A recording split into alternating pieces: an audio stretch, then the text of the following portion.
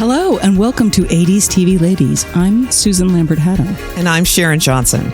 We hope you are hanging in there and finding joy. We are super thrilled to be looking at Cagney and Lacey.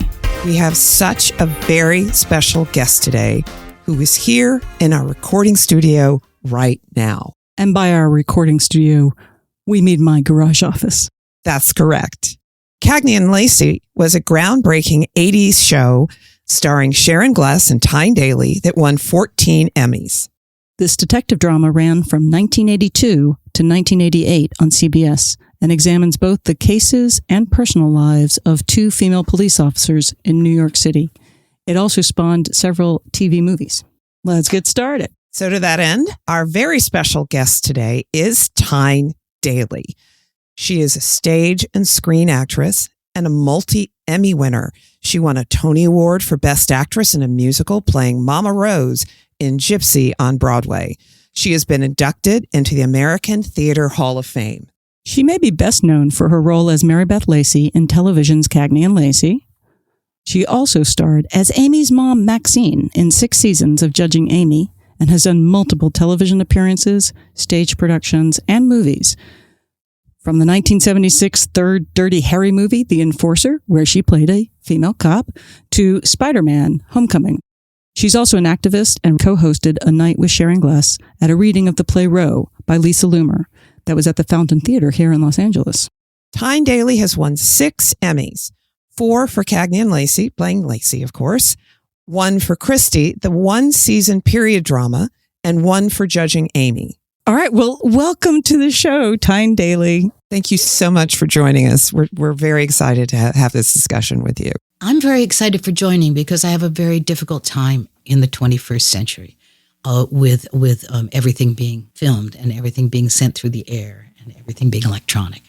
When you get old, which I hope you do, because it's a really interesting time of life, but when you get old, there'll be a whole lot of stuff to adjust to that you will not have seen before.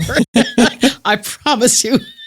I'm already finding that things that are happening where I just find myself going, I don't understand the need for this or why we should be pushed to that or what the heck is that, and why is anybody interested kind of thing.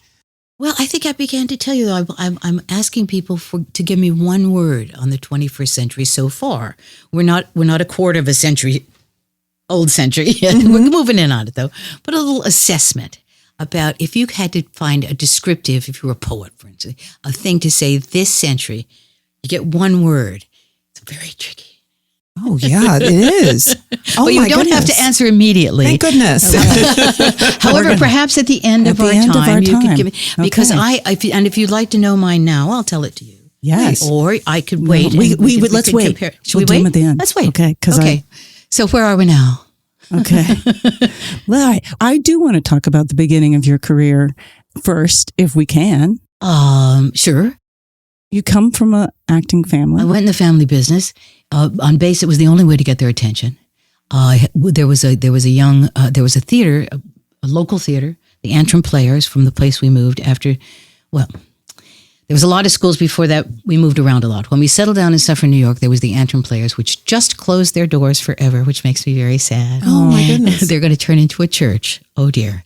And but they had a program for kids and for grown-ups, and I got to escape there and do my apprenticeship. And then played there a little bit. Then the parents, they were parents. They wanted me to go to college. They wanted me to finish high school. I mean, they pinched me so hard because by the time I got to the Antrim Players, I wanted to do it all.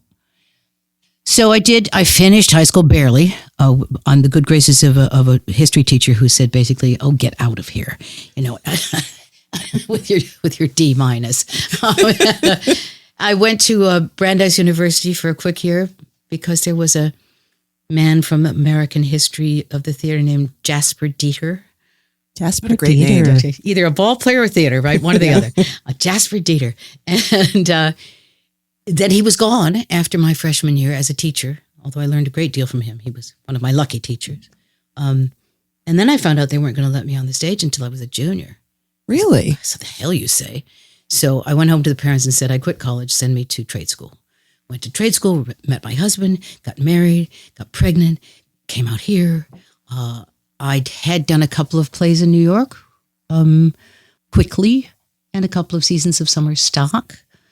And I got out here and called in all of the connections that I had, and none of them paid off.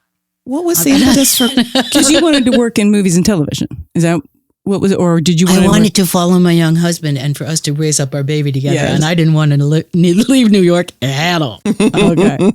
This was foreign territory, and in many ways still is. Because this is a movie. This is the movies. New York is the theater. There's the movies on those terrible, dichotomies that we are forced to do. But I tried to find theater out here. I did do some theater out here, but I felt that I was leaving the theater town forever, and I was in mourning for that because that was what I had fantasized about. Broadway, how great you are. Not the silver screen. That was for ideals in that day and age.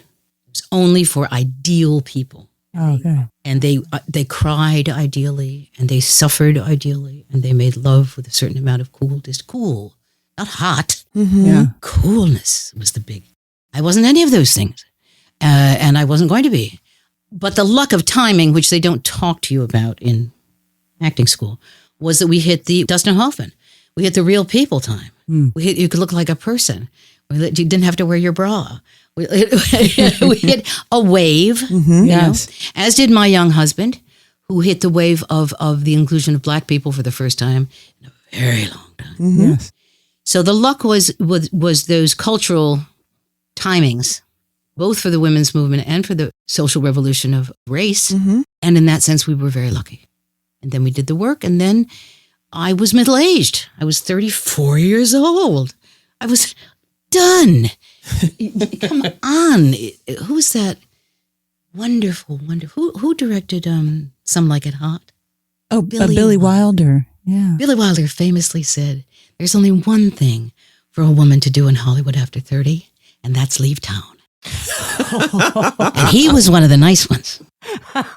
They were exploiting little girls from 12, like the Gish sisters, all the way up.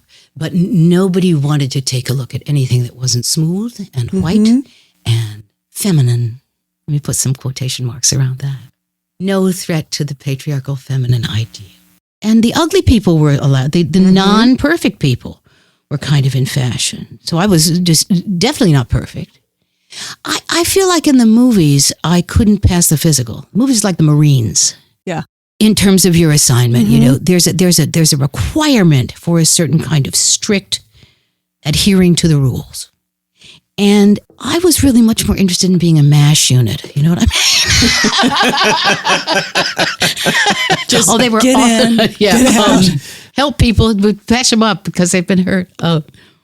When you first came to LA, though, did you find much to your liking of the theater community here, or was it fairly non-existent at that time? We made a couple of theaters. We made a wonderful little theater in the Valley that was this little space. We did some very esoteric plays. We did Ball. and it was fun because we turned it into a sweet little theater. This is when there was under 100 and then under, and you could still get a dispensation from your union. Some of us were union women, workers, and some were, milkmen. At any rate, when we lost that theater after 2 seasons, we had to turn it back into a storefront. It was heartbreaking. It was this sweet little theater with its things and the little box office and all this stuff. Do you remember the name of it? No, it was on Moore Park. Who was in it, interestingly, was David, what's his name? Starsky. They used to call it Cagney likes to go say, which are you? And I'd say Starsky. Starsky. And David, jeepers, it'll come to me. This is why I can't. David Soul. David I'm going to help you out with the internet and technology. You very much. Okay. That's cheating, though. That's the death of conversation, that machine. Because people don't, what's his name, who's in that movie with, she was married to, that fellow who did the thing that he was doing. He worked for, at that studio. You know what? At the place behind the car with the, we're finished. Yeah, we never get to have this about this, my contemporaries and I. You've got another 10 years. You've got another 9. 9. Years before your brain leaves. No. It's already leaving the station. It's on its way. Trust me. Oh, ladies. So we were speaking of culture. Mm-hmm. Yes. Being lucky.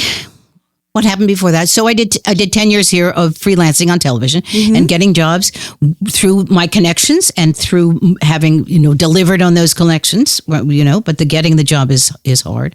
My dad had a show. My husband had a show. Your husband was in The Rookies, right? He was in The Rookies. We were talking about Aaron Spelling too. Yeah. In those paternal, producers who could announce at the end of their season there would be another season. Everybody has a job. Go on vacation, go on hiatus, and have a good time. So them days are over. I had done a couple of pilots for various proposed series and gone home and fallen on my knees and prayed to my maker not to have it sell. Please don't make me have to do that for another 15 minutes, much less, 5 years. I got lucky in the movies a couple of times, but that didn't pan out to be anything. In terms of work, I was approached by my agent with a script called Cagney and Lacey, and I said, "I did my cop with Eastwood, the Enforcer. That's over, And he said, read it, and I read it, and I thought, oh, there's room in here for something else besides run and gun, and yeah." And the other thing was that by that time I was a little bit smart about the business. I thought every single actress in this town is going to throw a blonde wig on her head and want to play Cagney. Because Cagney's glamorous and Cagney's funny and Cagney is sharp in a very specifically second wave feminist way. Yes. Which shelf life, I'm not so sure. But anyway, so I actually thought Mary Beth was more interesting, had more possibilities in terms of a long run thing. And then we did it, and then it wasn't appreciated. Well, it got good numbers with Loretta. Got very good numbers because Loretta was hotter than a pistol playing Hot Lips Houlihan. Right. And so it was her, they owed her a movie of the week like they did to sweeten contracts then. It got sensational numbers. It got 60 something. It doesn't happen anymore. No. Yeah. But there wasn't an inkling in doing the TV movie that there might be a series in this? Not to me. I thought it was a one-off. So we had no contract for it. So then this network who lives and dies on math, which is the difference actually between the theater and the movies. The theater is words, and the movies is numbers. So, just by the way. So they got impressed and they went to Barney and they said, "Where's our series?" Maybe he told you this story. Yeah. And he said, "I don't have Daly, I don't have Swit. What do I do now?" They said, "Well, Swit's tied up in her series doing the 11th year, I believe, of MASH." Yes. They said, "Get Daly," So we came to a deal and started looking for a new Cagney. And then they told me the long history of who they'd wanted in the first place and blah-de-blah. That's 11 times told tale. But so then you did the first season with Meg Foster as Cagney. Yeah. And this was your second run as Lacey. What changed for you for that character between the movie and the show, and then with the different Cagneys? I'd been playing with the big boys, and I'd had to make compromises, personal ones, about loyalties and about advancing my own career, and about it was a very tough time because Meg and I had worked well together, and we had done what television series don't spring full blown from the mind of Zeus. Right. There's an idea, you do it, and then, as Amy Brennan once said to me famously, she called me up after we were picked up for judging Amy. She said, "I know what it is now, Tyne. We have to keep doing these." I said, "Yeah, baby, we do at least 12." It's a whole different animal. So I thought we were done, and we weren't done. And I was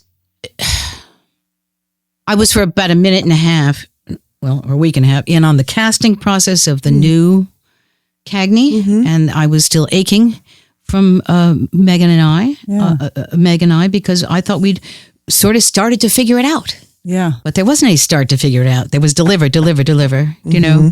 So, after that, sitting with listening to these people audition these actresses, all of whom I admired. I mean, any of the smart ones said, oh, that's a good part. I'd like to have that part. We don't see those parts very much in TV, And they all came in and they read. And after the first day and a half of my reading with them, I said, fellas, I can't stay in this room with you when these actresses leave. I cannot listen to you speak about these women and these workers. I will go down and get them from the waiting tank, and I'll bring them down to you, and we'll read together, and then I'm leaving. Because I did not have the soul of a boss. Yeah, it was brutal. Do that to my shoulder hurt from trying to protect them physically from these assaults on their personhood that to me had very little to do with acting, at any rate. So I'd had an encounter with the powers that be. Yeah. And I'd been threatened with a court if I broke my contract. And what was his name? Harvey, not Harvey Purr, that's a playwright. Harvey Lacey, that was my husband. Harvey Weinstein, that was a bad guy. One of those Harveys. One of those. Harvey. He said to me over lunch at some very fancy place, I was knitting, like a mad thing about my knitting. He said, well, would you like to be working for me next year, or would you like to be in court? Is this because you were like, I was saying Meg. I wanted to Meg over Meg. I said, we've laid the groundwork. We've done our thing. Yeah. We're just beginning to roll with it. This is going to work. It's going to be great. She's a team player. She's in. Yeah. She's my Cagney. Little did we know. Anyway. Oh God, it's a long time ago. And the struggles were real, and the struggles were mostly about trying to make a better product. Right. From everybody, I think now. I'm a little kinder. But at the time, since you were so personally involved, this is you're going to be literally your partner on the show. And it's not just it's hard to be objective about it in that way because it's different for you than for the producers and everybody else involved. Well, people say often don't take it personal, whatever it is. This is very personal work. Yeah. This is my instrument. Here it is sitting in front of you. Size, shape, age, whatever. This is what I have to work with. And my brain and my memories and my guts and all those things. And it is personal work. And it doesn't work if someone doesn't pick up on how personal it is to you and feels that same way too. It becomes personal for the person you're telling the story to. And that stuff that's tricky stuff. No wonder half of us go mad and turn into drunks. I mean, I'll admit, until we started doing this podcast and started looking at Cagney and Lacey, either I didn't know or I just didn't remember that Sharon Gless was Cagney number 3 in the show. What was it? You didn't need to. That's good. That's very good. She became the one. She said they were the one they wanted in the first place, and she was tied up in a series of her own. We had met a couple times. I went to full courtship because I wanted the job for myself. Come on. I wanted it to work. I didn't want it to fall apart. Right. Anyway, then we were fired, and then we were hired, and then there were prizes, and we were fired again. It was a really nice, chunky roller coaster.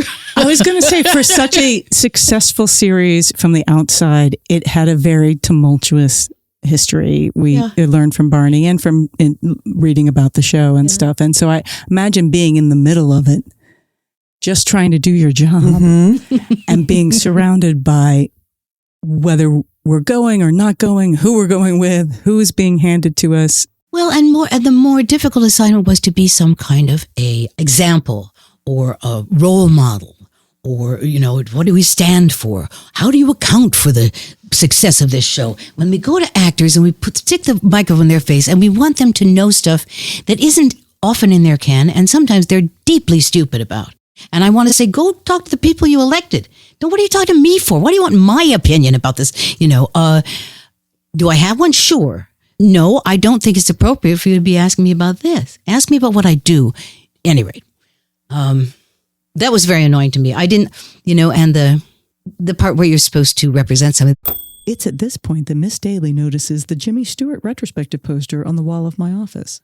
There's Jimmy Stewart right up on the wall. Look, hi, James. Yes. So I went to USC Film School and organized a retrospective of Jimmy Stewart movies because I wanted to see them. Yes. And I got to meet him too at the last. It was it was really, again, an incredible memory, and he was so kind and gracious that he was a lovely man. Yeah. Did you go around when he did his show and talked about his past and all that stuff? No, I wasn't out here then, but yeah. God. It's a strange deal for actors and all performing artists, although we have film and although we have all of that recording devices, you only serve in your own time. Mm-hmm. I could not have served in the 30s, and Betty Davis could not serve now, couldn't get a job. I mean, the styles change. I had a very smart friend who said to me once, styles change, but the truth does not. So you can see the truth tellers, in the movies and the theater. And I think it's one of the, Cagney and Lacey holds up. And I think it's because you guys are truthful in your moments. There's truthful moments. That's what we were working for. Yeah. And it comes through. And there's a whole lot of bullshit too. I mean, but no, but the end of the season, we used to get to a point, me and Barney Rosenzweig, and we'd say, okay, so this year we did 22 or 24, whatever. And which ones would you keep? If you would keep 8, you were doing great. You would keep 11. That was a very good season. If it was gone down into around, well, I'm not proud. Then we jumped the shark. Then it gotten silly. Then we were grasping at straws. And I wish we were more then like the English are, to say this story has a finite amount of time to tell. Yeah, I'm of two minds of that though, because as a television consumer and a lover of television, I'm happy to spend as much time as I possibly can with these characters that I like, these shows that I enjoy. But at the same time, it is nice when the expression about going away before you're missed or before let them miss you as opposed to want you to go away. Leave them wanting more. Yes, exactly. I understand that as well. So I'm always of two minds when it comes to that. Because yes, I would love to spend as much time with characters that I enjoy and shows that I enjoy as I possibly can. But when you're doing 22, 24 episodes a season, they're not all going to be, keepers because of the runaway train that is television production. So there's just not a lot of time for that. But it's still lovely. Well, when my daddy started doing series television, they did 39 episodes a year. That was the hiatus was 52 weeks, cut in quarters, 39 episodes, hours. And he was on an hour show. And so then I saw it slip for him when he was going out to the coast, and it became 36 and then 34 and then 28. That was a big dip, And now, but it's changed again. Now it's 6. And maybe 11 was what I was thinking about The Sopranos. 11, how did, all that same money, all that same amount of time and money makes things excellent. Yeah. But yes, we had, when Sharon and I did 3 shows together, they showed 2 of them on television. And then Barney begged to have the third one also shown, And my friends thought I was lucky because they were only making 2, of which it's the business. I know far more about this business than I want to. I never wanted to know anything about show business. I wanted to pretend to be somebody else.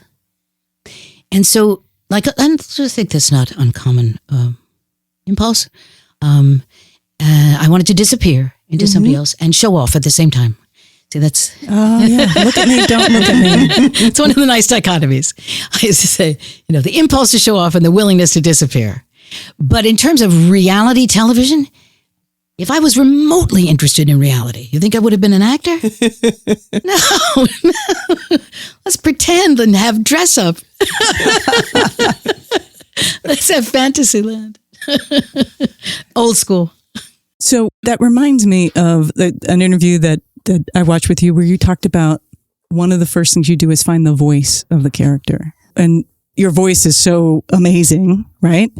But I love that thought that's how you approach. Well, it's not so much as finding the voice, is hearing her.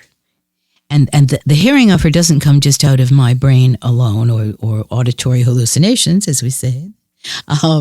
It comes from the page. It comes from the written, what's on the page. And I'm, as I said, I'm not a visual. I'm an aoral learner. We used to don't talk about that. They just started talking about that with my little girls. What kind of a learner is she? Slow,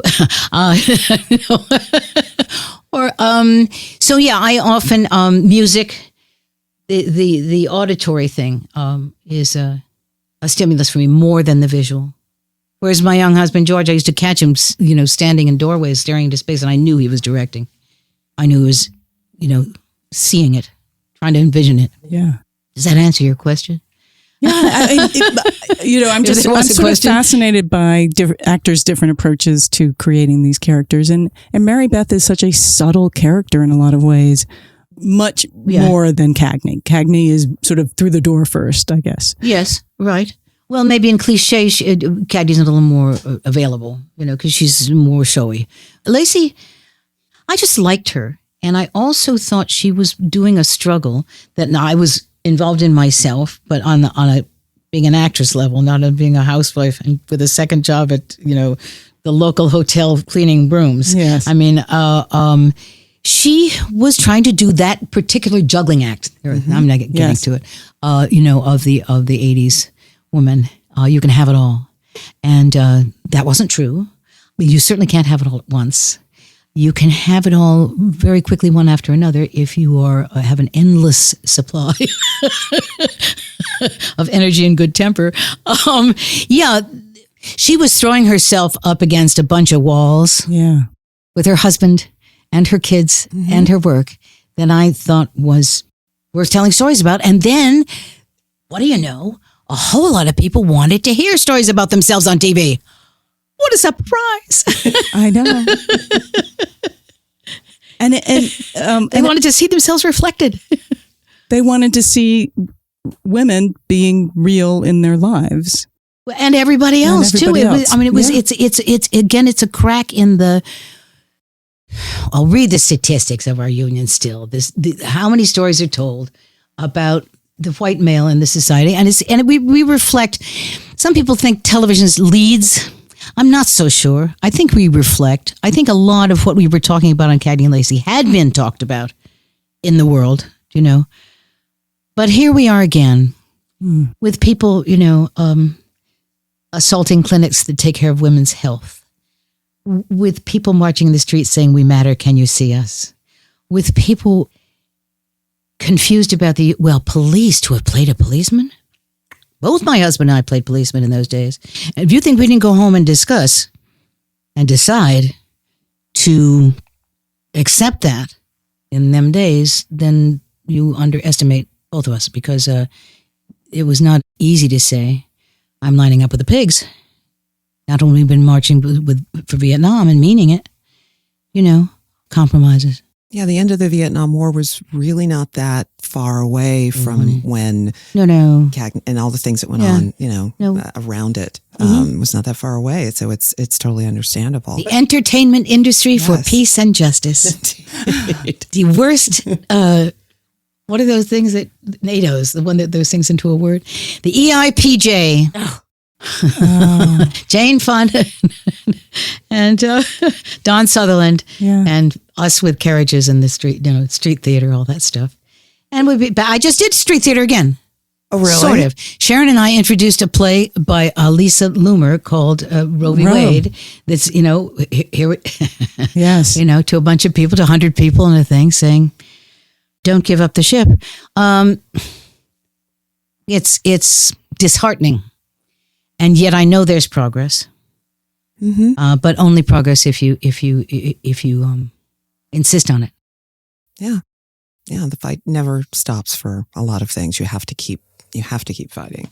So I just don't. I'm not. My version of fighting, because I'm not very. I don't have a very aggressive spirit. Mm-hmm. So my version is storytelling. Yeah, and I think human beings need stories. I don't think sometimes I think, I've spent too much time with words. I've wasted my time with too many words. And I'm still looking for the right words. I still call up my friends and say, "You want to hear a poem?" I just, and I know that can be not as useful as deeds, words and deeds. Well, I think everybody has to contribute what they can at the end of the day. Yeah. Everybody can't do everything. Words are very powerful, which we're seeing. The policing of words, and we're seeing you don't get to call yourself what you want to call yourself. And we're seeing, so words are very, very, very powerful. Yeah. And, it's the First Amendment. Well, freedom from fear. Freedom from fear. Here. Okay, so we're going to take a little break. We'll be back.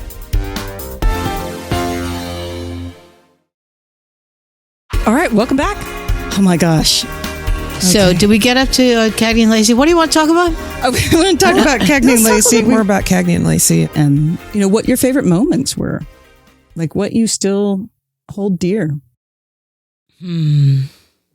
I don't. When at the end of the show, they gave us an opportunity to have all of the episodes, the entire series, and it was a choice between Betamax and VHS. Yes, VHS. Yes. I didn't understand it, but I did do a little research. I found out Betamax was smaller and better resolution, both visually and audially. So I said, I'll have Betamax. So I haven't seen Cagney and Lacey in 40 years. And not really interested in it. Looking at oneself is a mixed bag. And Sharon will tell you, maybe, or, she used to sit down with Monique James, who was her mentor at Universal, and they'd watch dailies, and Monique would say to her, "No, that's good. I like that when you do that. Don't ever do that. Watch out when you do that thing with your don't do that." And talked her through how to look, and it was just foreign to my nature. Yeah. I thought for a while I'd look at the shows, and Barney said it was an interesting opportunity to see if you'd made a table that had 4 good legs or 1 leg was short. You could assess the work. But the opportunity to really see yourself when you're making it was very rare. There wasn't any TiVo or look at it afterwards. I remember looking at dailies every once in a while from a scene I was interested in for a while, because we had the whole operation at Lacey Street, which was a old brick factory that they turned into a studio with everything. The first year or so, season or so, we didn't have the sound department, but we had the writers upstairs, and we had the cutters downstairs, and we had the costume department. It was all kind of a self-contained little factory of our own. We didn't have to report to Universal. And if the powers would be called up and said, "Oh, we hate that scene, you can't do it anymore," you said, "Oh, sorry, we filmed it. Oh, too bad. Oops, shot." And then they were too cheap to. So it was a lovely cocoon in a way out there. But collecting favorite moments, You don't do it. I don't do it, really. I know that I had very good times working with a particular director or on a storyline. When we were being the heroes, and then as the thing went on, there was the victim requirement. People had to be date raped, and people had to have breast cancer, and people had to have, the things that were the victimhood of the female cop was not required from some of our colleagues with penises, if I could say that. But and that was another interesting thing to negotiate. I remember. Trapped in the thing we did called Heat, when the bad guy trapped you in the hot, being a victim. There were good acting opportunities. I liked the quieter ones, but it's painful to me to try and name you episodes. We picked out, did they work or did they don't work? A very smart man named Arthur Lawrence, whom I encountered later as a director, an old fox of the theater. And he said to me, "There's no right and wrong in the theater. Does it work or not? Does it work or it doesn't work?" So I think we worked it mostly. I don't feel that there were times when we really betrayed the side or something. There were a couple of stupid episodes, but they were mostly just relief from, now I've done 20 of these, let's do something silly. We did a lot of laughing together as workers. We had a good tight crew, who knew each other for we lost people, but that they held together mostly. You had some really, for the time, a number of female directors and writers. We did. We tried consciously to hire female directors and ADs and stuff, and to help on that, front in terms of technology. Would you? I don't know if you remember Karen Arthur. Of course, we're going to be talking to her. Are you? Yes, Good. She's in New York now, as far as I know. Last time I saw her was in New York. Yeah, well, I think she'll be zooming in, so I don't know exactly who she is, but yeah, she was one of our regulars. So you mentioned, you were talking about how you really never really watched the show, if I'm remembering correctly. Yeah. So is that consistent across the work that you've done on film and television, that you haven't gone back and after you finished it, gone back and watched it? Pretty much so. I mean, we had a couple of movies, a handful of movies that I've done. Some directors have dailies in the olden days, which was kind of another communal activity. Come and have drinks after the thing and watch the day's work. God, it's such weird work because I prefer the theater where you don't have to look at yourself. When they look at you, and in fact, they're not even allowed to take your picture unless they're doing it on the sneak. It has to live in the memory of you and the person you were telling the story to. Mm-hmm. So the non-communalness of this last couple of years, which is changing our business of law, of gathering any place and gathering with comfort and ease, and rather than suspicion and nervousness and wondering if going to the movies is going to make you sick. That's something I'm kind of looking at from the margins because I'm not, but I have done enough work to see how different it is. I did. This guy wants to know about burn notice.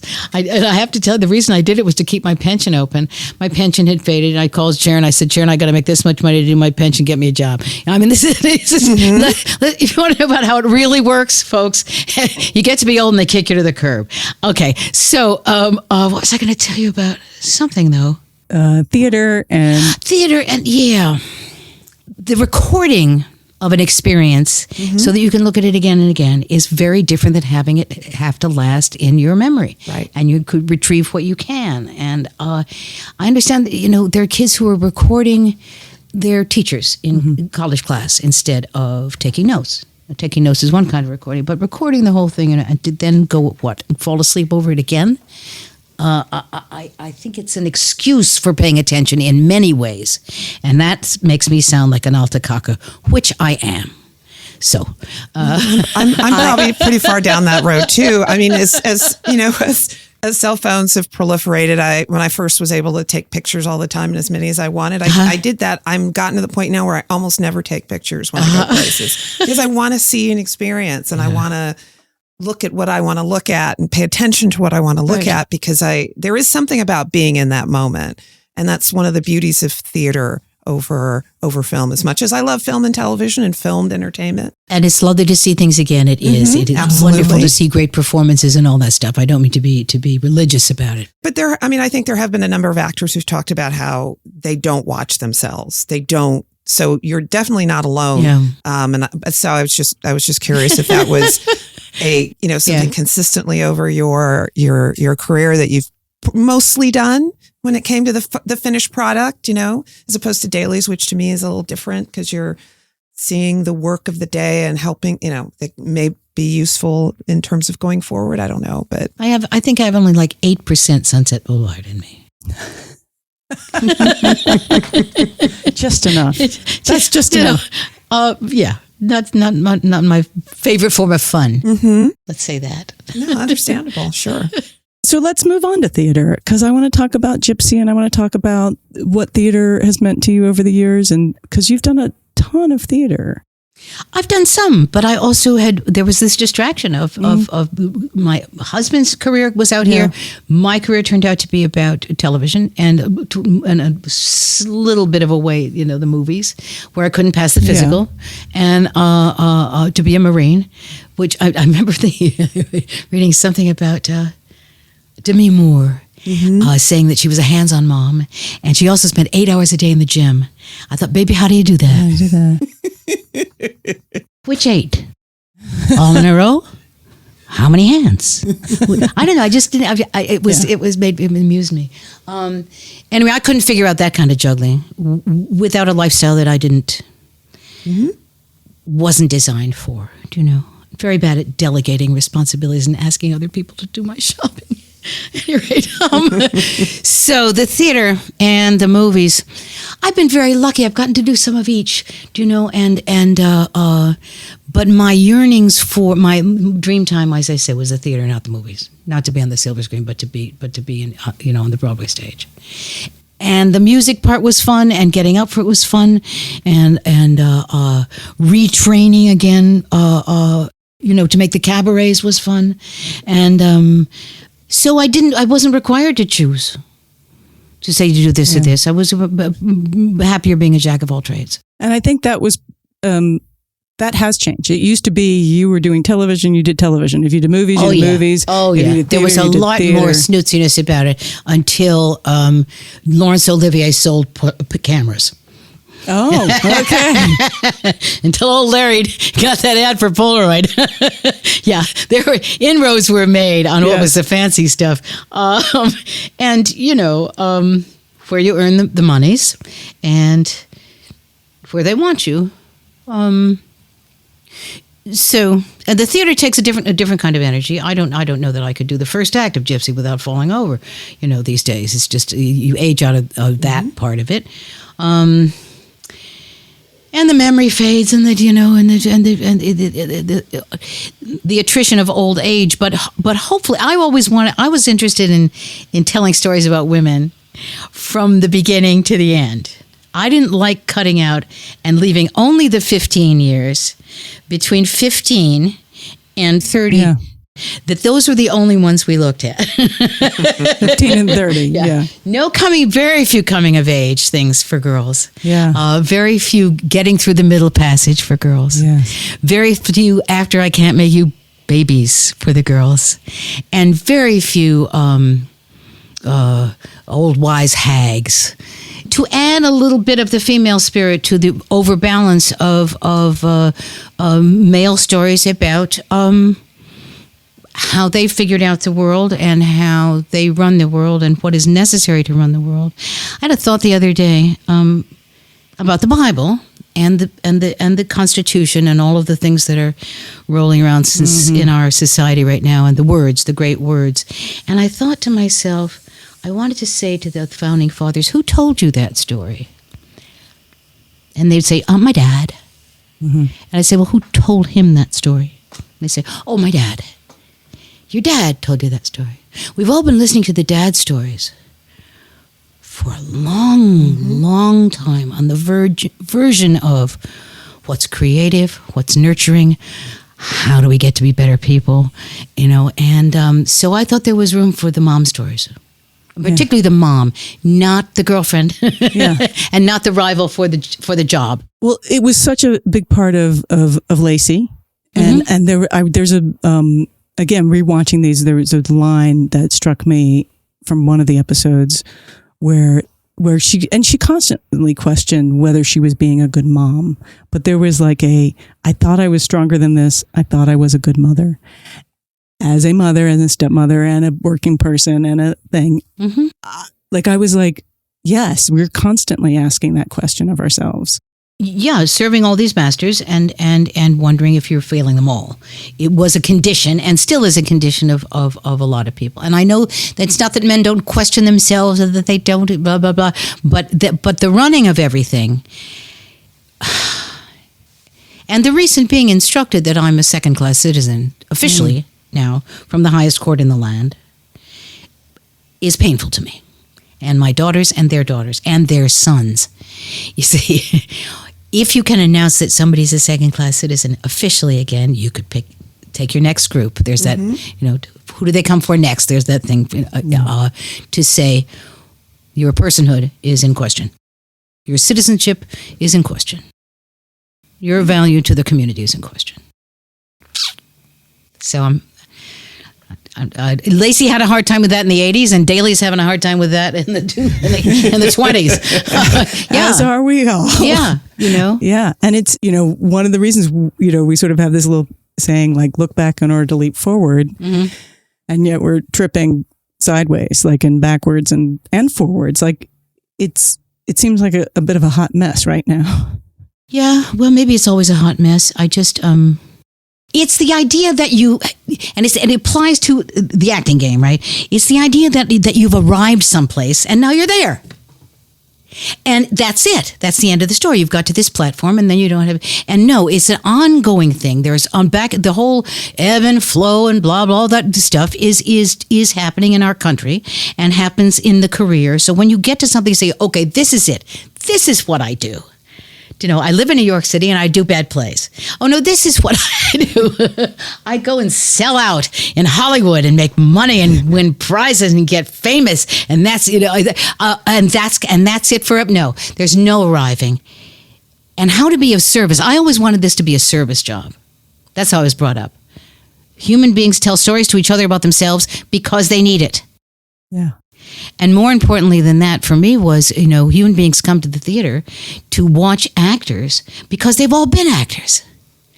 All of them. Mm-hmm. Even the starving ones have pretended to be somebody else and to get themselves out of this condition, and have played dress up and have, shown off. They've all forgotten. We're the ones who remember how to play dress up and show off and be silly, and they come to get that from us, But there's no arrival at some law. We were so innocent that we thought we would change the laws, and we forgot they could be changed back. Mm-hmm. Yeah. As a generation, I think, mm-hmm. a hippy dippy, against the war and all this stuff. We thought we were the only people that marched on Washington. Yeah. Ever. We forgot all about them Civil War soldiers who never got their pension. No sense, and history shows us that you have to go out again and again. You have to keep fighting for your rights. You have to keep fighting. Constant vigilance. And fighting is an interesting word, right? Striving, struggling, questioning, challenging. I like all those. My mama said to me one time, I hate all this stuff on TV. Everything's a fight. You're fighting ring around the collar, and you're fighting the yellow on your floor, and you're fighting you're cold with this medicine, and everything is pitched as a battle. And I thought, that's really interesting. That's a hell of a long time ago. But yeah, the idea that of combat and aggression and struggle, I think we sort of run out of that being useful. Yeah. I think that anybody that thinks that war is a solution to anything is wrong. Yeah. Period. Got to figure something else out. We got to do it, guys. We got to look for different ways. And I think that's one of the reasons I wanted to do this podcast, is I wanted to celebrate women mm-hmm. in all ways, and also examine what our choice of language is. Like we sort of question each show that we look at, mm-hmm. and we go like, okay, is this a feminist show? What is a feminist show? Mm-hmm. Did they know they were making a feminist show? What does it mean to do that? Well, mostly I've played women. Girls in my career. Mm-hmm. I did play an 8-year-old black boy in Moby Dick Rehearsed in Denver, but that was unique. And mostly I've been asked to play women. So if I'm doing it, it's a feminist show. I mean, it's about women. It might be about the woman standing in the background. But that will give you the story on the woman of that story. Everything having to sit in its own category. This is for girls. This is for boys. This is for black people. This is for Asian folks. This is for the bitsing up and categorizing everything. Okay. Here we go. I'll tell you my last idea. Okay. Independence Day, 4th of July, bombs bursting in air. And I thought, I want a new vacation. I want a new holiday. I want a holiday called Interdependence Day. On Interdependence Day, we celebrate everything that's alike about each other. Everything we have in common. No show of military might, no uniforms, no banners, no anthems, no borders, and nothing that smacks of anything that's like a badge or a symbol. Just Interdependence Day. I'd like to see us move towards that instead of towards the disaster of the 21st century, which is tribalism. Factions. My opinion. Yeah. Period. That's it. I got to read you a poem now. Can I read you a poem? Yes, let's read poem. Let me read you a poem. Tyne Daly is going to read us a poem. Because I like to say Vistava Zimborska. This is a terrific poem, if I can make it called. Because this is what I'm doing now. What I'm doing now is working with words, and I have been for a while, to try and... Your entire career, you've been working with words. Well, I can't memorize them anymore, so I have to read them. but I can still throw the poetry in the room, as we used to say. I'm going to, this will betray me as a theater actor. I'm going to go to the home of Alfred Lunt and Lynn Fontanne. Anybody, raise your hand, never mind. The greatest acting couple of the early part of the 20th century. They lived in a place called Genesee Depot. I'm going to do a seminar for actors. They all have to have been in the business for more than 20 years. And I'm going to try and refresh their spirits in terms of, and find out what they're up to and how it's been for them for these 2 years of masked. Yes. And the name of my seminar is Renewable Energy. Excellent. Oh my God. Tyne Daly, okay. you have refreshed my spirit today. I just want you to know that. Life While You Wait by Wisława Szymborska. Life While You Wait. Performance without rehearsal. Body without alterations. Head without premeditation. I know nothing of the role I play. I only know it's mine. I can't exchange it. I have to guess on the spot just what this play is all about. Ill-prepared for the privilege of living, I can barely keep up with the pace that the action demands. I improvise, although I loathe improvisation. I trip at every step over my own ignorance. I can't conceal my hayseed manners. My instincts are for hammy histrionics. Stage fright makes excuses for me, which humiliates me more. Extenuating circumstances strike me as cruel. Words and impulses you can't take back. Stars you'll never get counted. Your character like a raincoat you button on the run. The pitiful results of all this unexpectedness. If I could just rehearse one Wednesday in advance, or repeat a single Thursday that has passed. But here comes Friday with a script I haven't seen. Is it fair, I ask, my voice a little hoarse, since I couldn't even clear my throat off stage? You'd be wrong to think that it's just a slapdash quiz taken in makeshift accommodations. Oh, no. I'm standing on the set, and I see how strong it is. The props are surprisingly precise.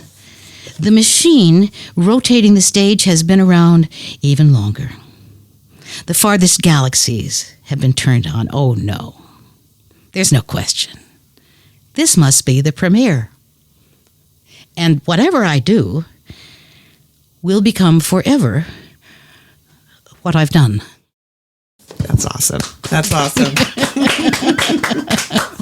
Cheers. Thank you so Oh my much. God, thank you so much. That was absolutely beautiful. Szymborska. Oh, all right. Will you say the name again? Her name is Wisława. Okay. Wistawa. Wisława. Szymborska.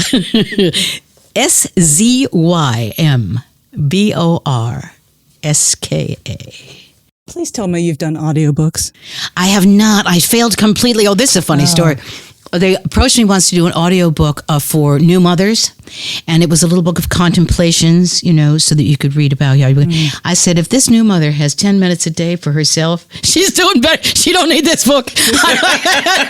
God bless her. Well, that's been my experience. Them 10 minutes don't go until the kid is 35.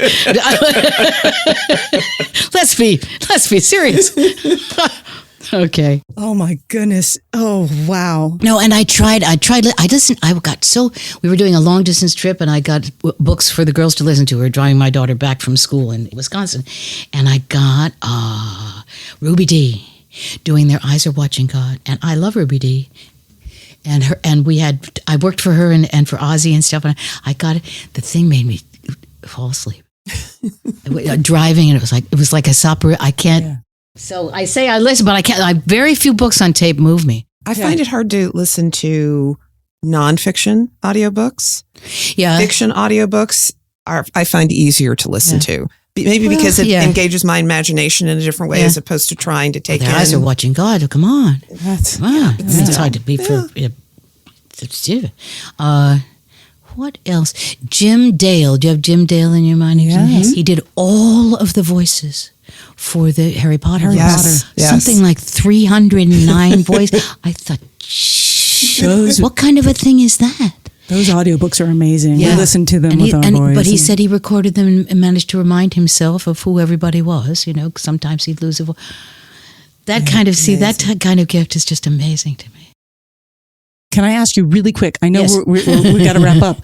The Bread Factory 2-part movie, like such a charm. Like how did that happen? Did you have fun with that? I did. I love Patrick Wang is a lovely genius filmmaker. You should see his film called In the Family.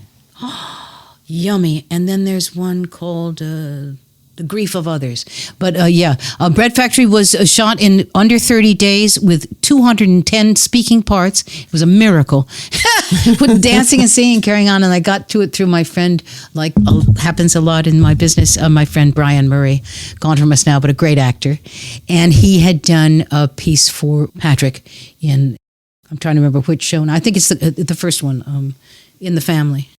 just lovely. And that was such a brilliant, like, 2 movie. You shot both movies at the same We time. shot them back to back in a breathtaking amount of no time. In a tiny and Janine Garofalo, funny people, who just came because they were charmed by the material, basically. Anyway, it was a favorite. Where did you see it? For God's sake, I found it streaming. Okay.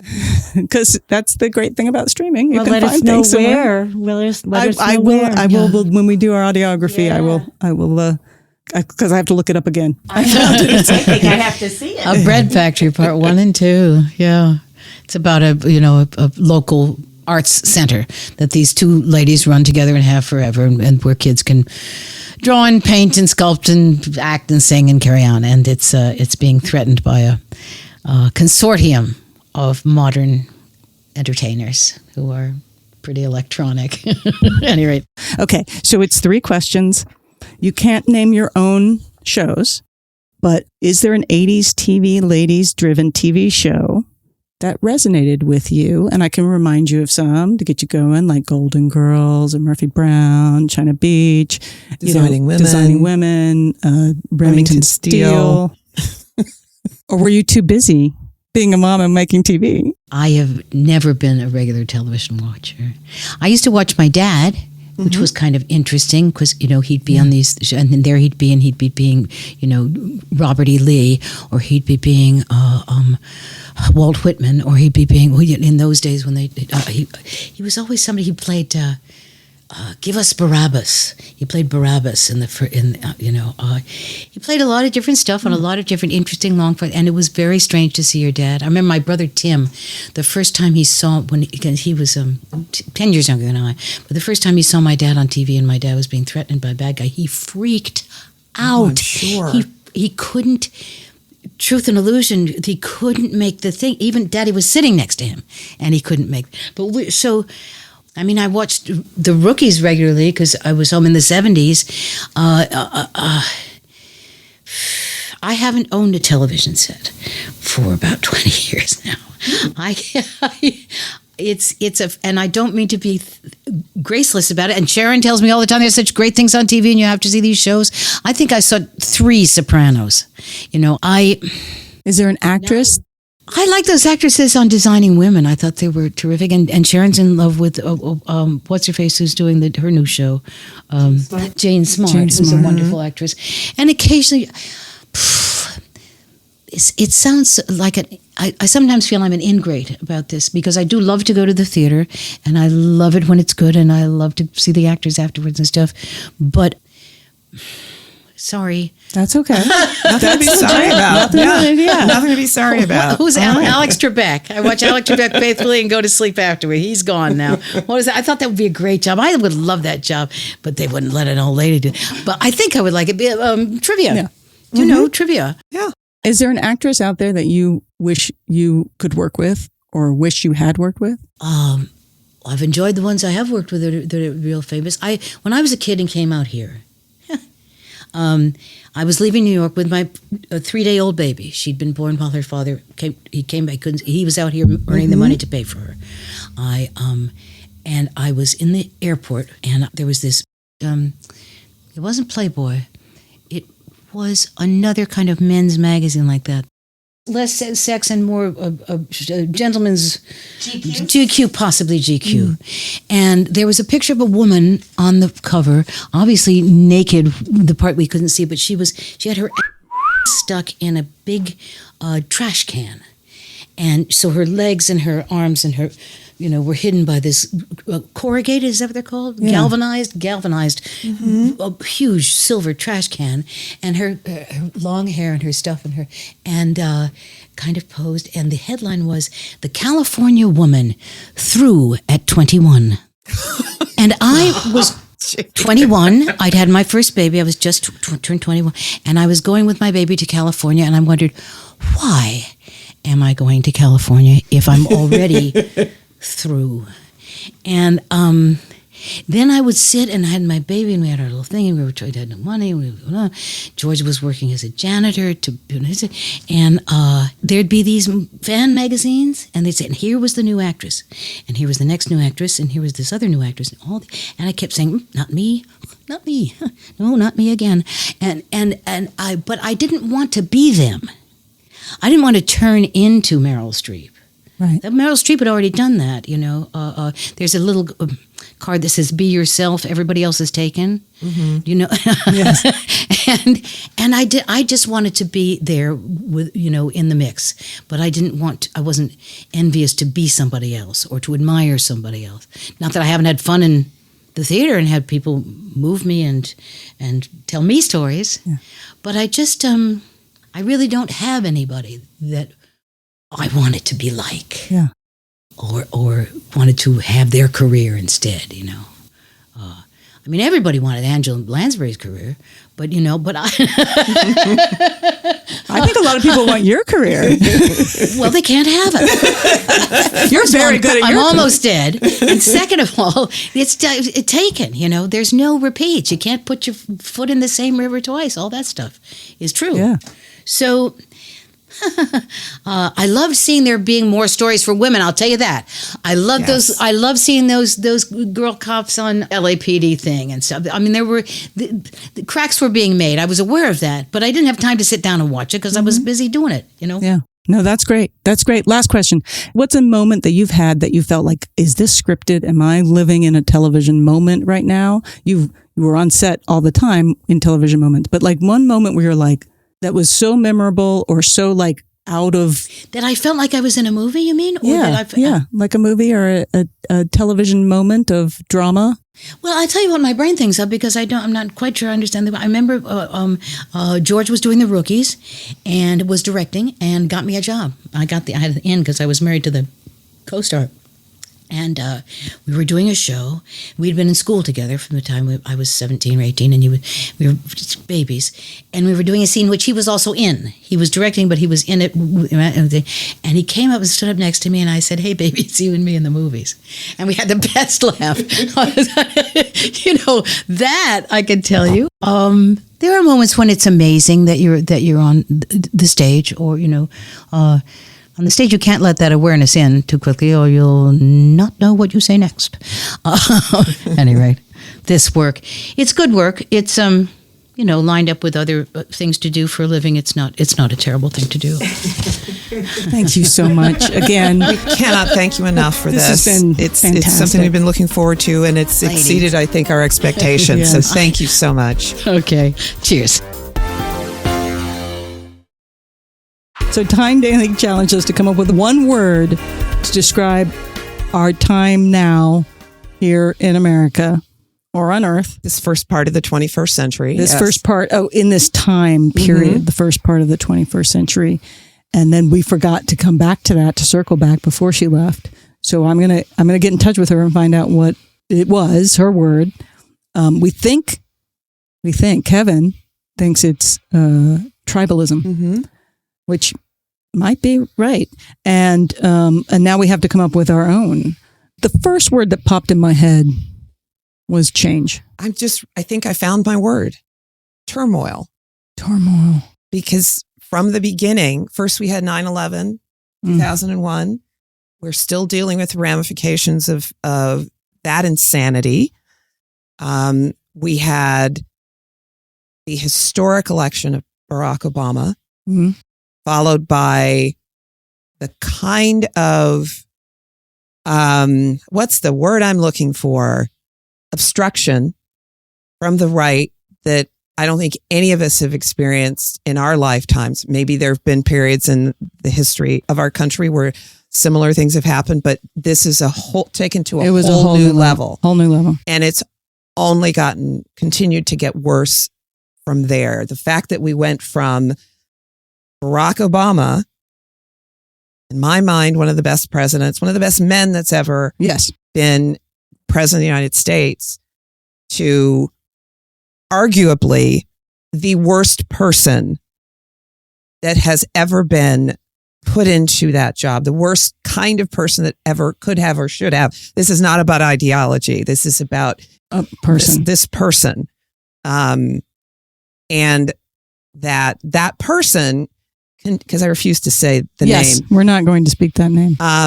That person continues to not only be an effective stirrer, but that there are still so many people who have been brainwashed into believing and to sustaining the lies and distortions that he created in his time in office. Yes.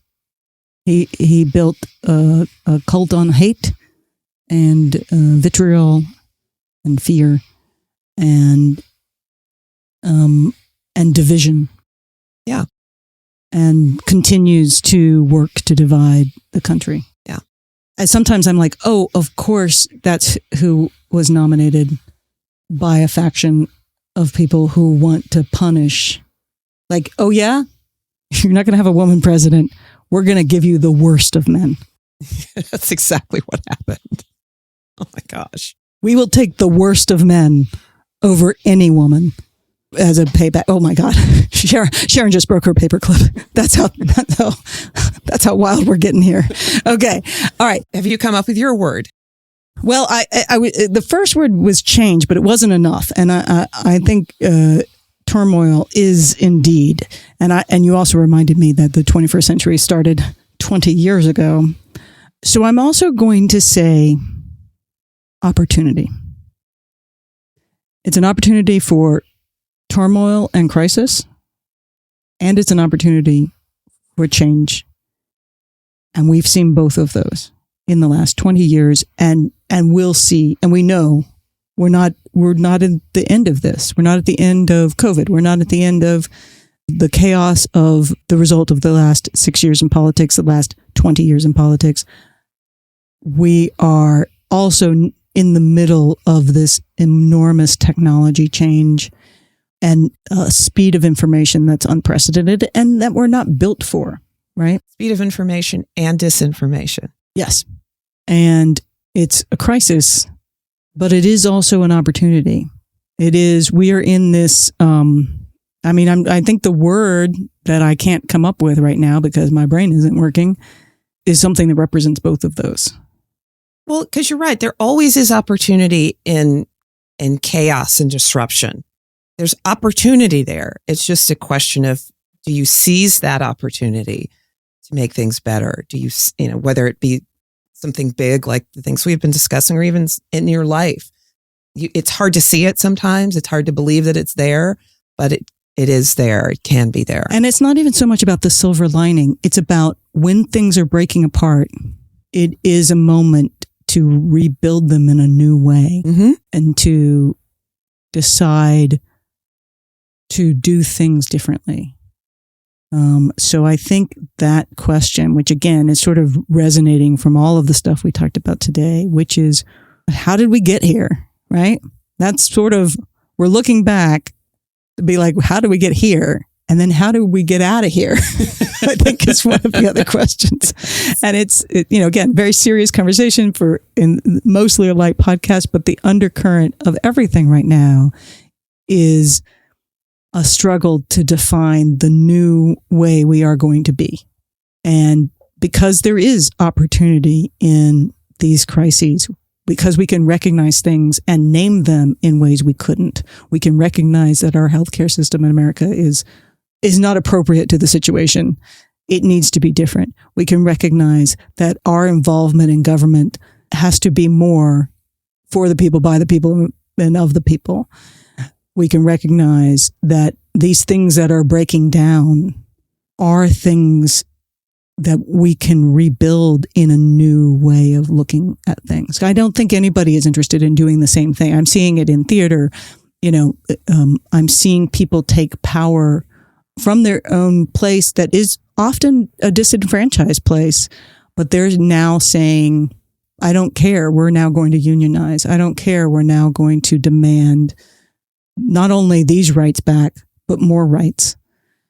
And even though there's a lot of work to divide us into these factions, there's a lot of people that are saying, no, more people in my history than I remember ever are activated, are engaged, are paying attention. And with that attention comes the opportunity. And I'm seeing really exciting people running for office and really amazing people stepping up and finding their voice in their community in a way that I think is not what I saw happen in the 80s when things were falling apart, and in the 90s when people were sort of ignoring that things had fallen apart. Anyway, but we got into a serious vein because I think I'm still searching for my word, but if I don't, I'm just going to say opportunity, because it's also an opportunity for bad forces, right? Mm-hmm. So it's an opportunity for everybody. And the question is which opportunities are we going to take advantage of, and which opportunities are we going to demand change for good? Mm-hmm. We'll see. Now it's your turn, 80s TV ladies listeners. How would you answer Tyne Daly's request? What is your word? What one word describes our time now, here in the 21st century so far? Send us your thoughts and your word to 80stvladies@gmail.com or contact us through our website or on social media. I don't know, Sharon. Turmoil is a pretty good one. Sadly, yes, I think so. And now it's time for our audiography for websites. First, I want to let you know that you can go to the official Facebook page for Cagney and Lacey, facebook.com/Cagney and Lacey. There is a Facebook page for Tyne Daly, Tyne Daly Online, facebook.com/Tyne Daly Online. You can find The Bread Factory, Part 1 and Part 2 at various streaming sites. You can stream it for free using your library card or university login at Canopy.com. That's Kanopy.com. And that's for thousands of movies. You can also rent or buy it on Apple TV. It was available on Amazon. It's currently only available through Fandor on Amazon right now. What's Fandor? I don't know. It's one of those new things. We want to shout out our friends at Rainbow Remix Podcast. South Florida singer, rocker J.D. Danner and podcaster Denise Warner invited us onto their show, which features LGBTQ lifestyle news, music, arts, media, mixology, and so much more. They are delightful, and they just loved our show and reached out to us. They had us on their podcast to talk about 80s TV ladies, 80s television, and why we started this podcast. Denise and JD are delightful, and we are going to have them on in a future episode to talk more about queer representation in 80s television. And 70s and 90s. You know, it's slim pickings, I realized, which was a little disheartening, but a very vital part of television history, herstory, and all of us-tory. Check out Rainbow Remix Podcast. A link will be in our audiography. All right, so the books that I'm going to call out today are Remembering Cagney and Lacey with Sharon Gless and Tyne Daly by Brian McFadden. And I'm also going to shout out the book that Tyne Daly read to us from. It's called Poems New and Collected, and I'm going to mispronounce this name, Vistava Zimborska. It is the winner of the Nobel Prize for Literature. And I'm going to run out and get it right now and then dream of Tyne Daly reading them all to me. And the last book I'm going to shout out today is New Handbook for a Post-Roe America by Robin Marty. It's very helpful. Oh my gosh, thank you so much to our Patreon supporters. Thank you, Michael, Anne, and Kate. Y'all are awesome. If you want to shout out on the show, join our Patreon at patreon.com/80s TV Ladies. You can get all sorts of cool stuff, but you also can just support us and support us making more episodes. Support at any level is most welcome. And listeners of any kind are most welcome, and we're grateful to you all. Next episode, we have Cagney herself, the incredible Sharon Gless. I can't wait. Once again, we're just like trifecting. I'm just thrilled that we have another Sharon on the show. There aren't too many of us out there, it seems. It was funny during this episode. Tyne Daly kept saying, well, Sharon says this. I was like, when did they have that conversation? And then I realized she was talking about Sharon Gless because they're all friends and stuff. It was a little confusing for me too, occasionally, even though I knew that she was not talking about me. There was a moment where my brain thought, when she mentioned Sharon, of course, I'm the only Sharon in the room. Someday we're going to get you and Sharon Gless in the room together. That'll be very fantastic and probably at times very confusing. Too many Sharons. We hope 80s TV Ladies brings you joy and laughter and lots of fabulous new and old shows to watch, all of which will lead us forward toward being amazing ladies of the 21st century. Like Tyne Daly. I want to be Tyne Daly, but she won't let us because she's Tyne Daly.